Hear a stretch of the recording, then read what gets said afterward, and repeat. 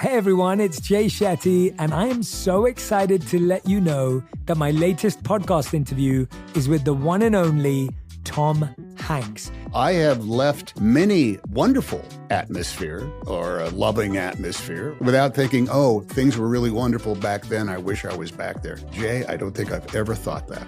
Listen to On Purpose with Jay Shetty on the iHeartRadio app, Apple Podcasts, or wherever you get your podcasts. Trust me, you won't want to miss this one. From the Scopes monkey trial to O.J. Simpson, trials have always made us reflect on the world we live in. I'm Mira Hayward, and my podcast, History on Trial, will explore fascinating trials from American history. Join me in revealing the true story behind the headlines and discover how the legal battles of the past have shaped our present. Listen and subscribe to History on Trial, now on the iHeartRadio app, Apple Podcasts, or wherever you listen to your favorite shows. Before there was internet fraud and phone scams, there were always swindlers. Female swindlers too. Discover the stories of women from the past who not only survived but thrived as con artists and thieves. How did they use their feminine characteristics to swindle in a world where men made the rules? Join me, Lucy Worsley, historian and author, and my all-female team in Lady Swindlers, wherever you get your podcasts. Hello. From Wonder Media Network, I'm Jenny Kaplan, and this is Womanica. This month, we're talking about women who found themselves at the center of controversy, whether deserved or not.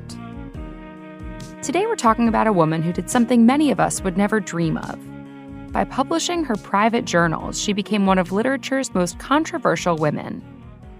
Let's talk about Anaïs Nin. Anaïs Nin was born in a Parisian suburb on February 21, 1903.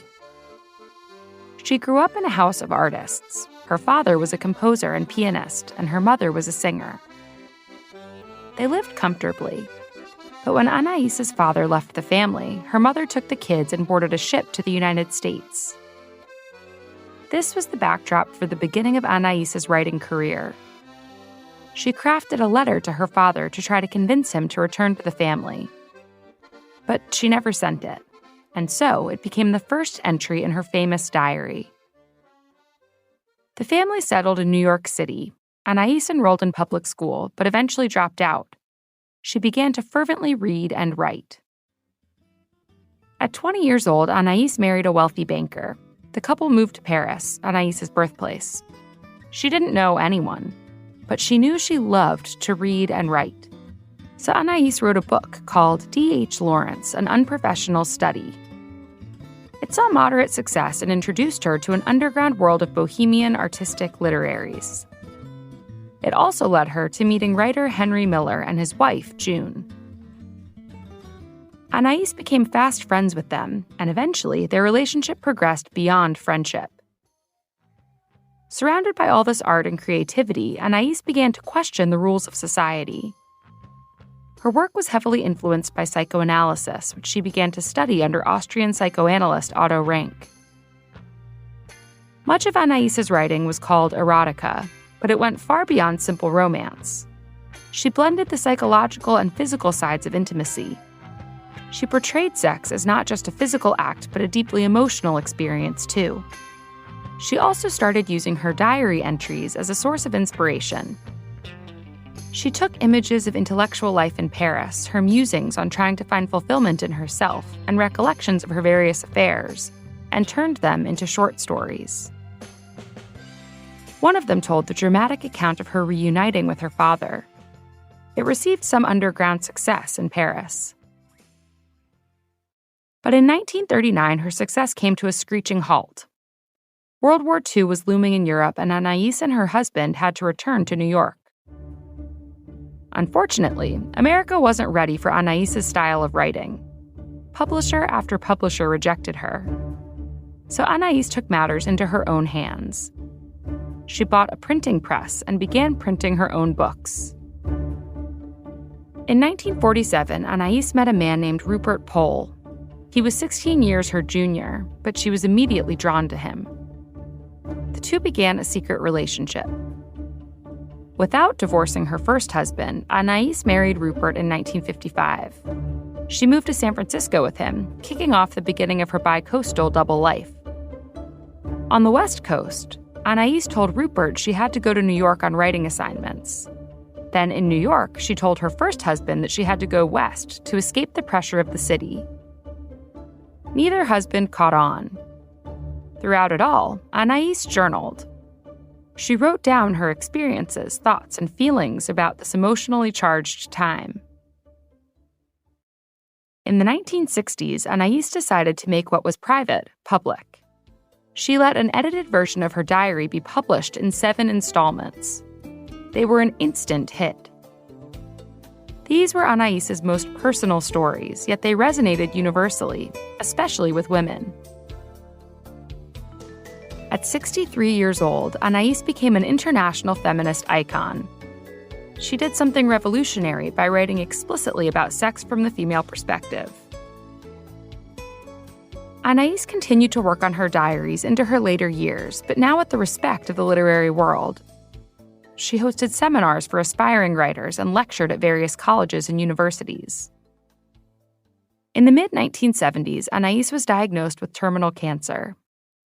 She chose to spend her final years with Rupert in Los Angeles. Before she died, she decided she wanted her early diaries and the erotica she'd written in the 1940s published. She also instructed Rupert to publish her previously released diaries in full, sex and scandal included. Anaïs Nin died on January 14, 1977, at the age of 73. For better or for worse, her work lived on. The first of her uncensored diaries, titled Henry and June, was so popular it became a feature film in 1990. It told the story of the love triangle between Anaïs and the couple she'd met so long ago in Paris, writer Henry Miller and his wife June. It was the first movie to receive an NC-17 rating. The uncensored diaries introduced Anaïs's work to a whole new audience, including critics. And they introduced new, uncomfortable topics, including Anaïs's reconciliation and alleged incestuous relationship with her father. And it was only after her death that Anaïs's bigamy was revealed. When she died, the Los Angeles Times listed Rupert as her surviving husband. The New York Times listed her East Coast husband. People were scandalized. And an in-depth 1995 biography only fanned the flames. Critics and people who'd never read her work had something to say about Anaïs. Most were less than positive. One critic wrote, "Nin lied and fornicated the way the rest of us breathe." Another called her a monster of self-centeredness whose artistic pretensions now seem grotesque. She was minimized to a sexual object rather than a woman on the path to personal freedom. The world wasn't ready for Anaïs's writing, so she paved the way for the world to get ready for those coming behind her. All month, we're talking about women of controversy. For more information, find us on Facebook and Instagram at Womanica Podcast. Special thanks to Liz Kaplan, my favorite sister and co-creator.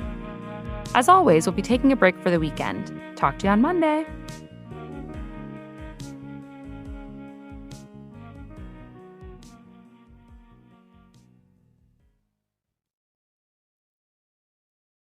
Hey y'all, Darius Rucker here. A lot of people ask me, what inspires your music? And one of the big things is a strong sense of place. That's why I love my home state of South Carolina and want to share the awesome things it has to offer.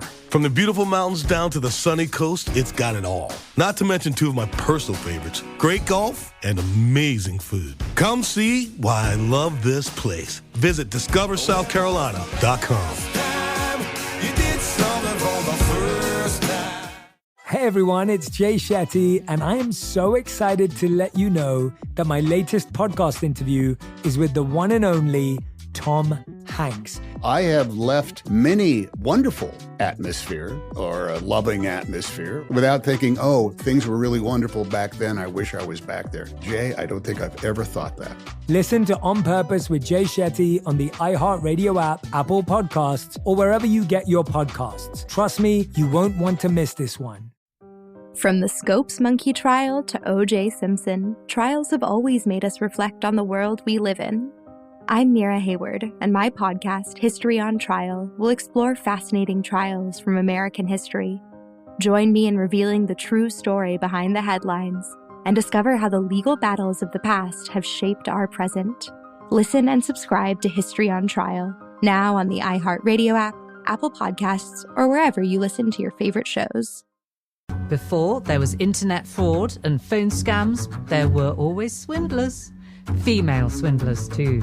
Discover the stories of women from the past who not only survived but thrived as con artists and thieves.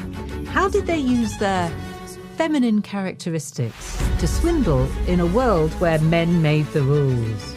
Join me, Lucy Worsley, historian and author, and my all-female team in Lady Swindlers, wherever you get your podcasts.